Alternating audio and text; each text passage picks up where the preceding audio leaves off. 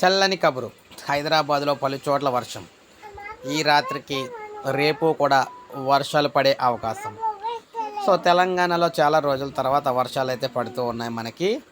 ఎందుకంటే విపరీతమైన వేడిమి తాళలేక ఉన్న జనాలకు ఈ చల్లని వర్షం తీపి కబురు అందిస్తూ ఉంది.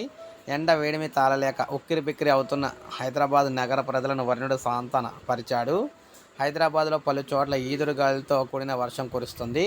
కొన్ని ప్రాంతాల్లో వడగాల వాన అయితే పడుతుంది. చింతల్లోని పద్మనగర్లో ఈదురుగాలు దాటికి భారీ వృక్షం నేలకూలింది.